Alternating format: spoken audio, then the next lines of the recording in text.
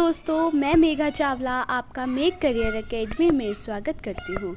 आज हम पढ़ेंगे प्रस्तावना के बारे में, जो हमारी पॉलिटी की क्लास 3 रहेगी।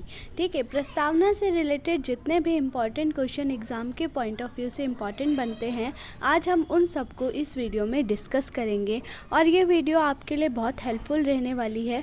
और अगर आपको इस वीडियो की PDF चाहिए तो आप हमारे टेलीग्राम चैनल से इस PDF को डाउनलोड कर सकते हैं।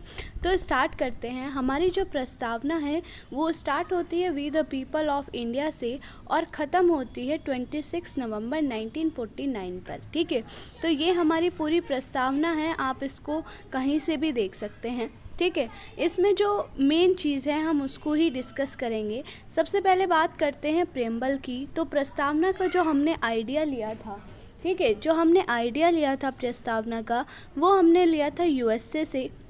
और प्रस्तावना की जो भाषा है यानी कि यही we the people of India having solemnly resolved to constitute India with a sovereign socialist secular democratic republic and to secure to all the citizens. ठीक है, इसके आगे है एक्सप्रेशंस के बारे में, यूनिटी इंटीग्रिटी के बारे में, एंड लास्ट में लिखा गया है कि 26 नवंबर 1949 को ये इनेक्ट हो गया था पूरी तरीके से, मतलब बनकर तैयार हो गया था। तो ये सारी हमारी प्रस्तावना है। ठीक है, प्रस्तावना की भाषा हमने ऑस्ट्रेलिया से ली है, प्रस्तावना का विचार हमने USA से लिया है। अब बात करते हैं कि जो बेरूबेरी केस हुआ था हमारा 1969 में, इसमें क्या हुआ था, 1960 में ये हुआ था। इसमें इन्होंने कहा था कि जो प्रस्तावना है, जो प्रेम्बल है, वो कॉन्स्टिट्यूशन का पार्ट नहीं है, इसलिए हम इसको क्या अमेंड नहीं कर सकते हैं। ठीक है, फिर बाद में क्या हुआ कि इसी केस को दोबारा से, मतलब दोबारा जजमेंट आया था सुप्रीम कोर्ट का, Kesavananda Bharati versus State of Kerala 1973 में। इंपॉर्टेंट क्वेश्चन है और एग्ज़ाम में बहुत पूछा जाता है कि प्रस्तावना जो है संविधान की कुंजी है, ये संविधान की आत्मा है, ये कौन से केस में कहा गया था। तो केशव नंदा भारती केस में कहा गया था। एक बार डायरेक्ट पूछ लिया था केशव नंदा भारती केस कब हुआ था, तो 1973 में ये हुआ था।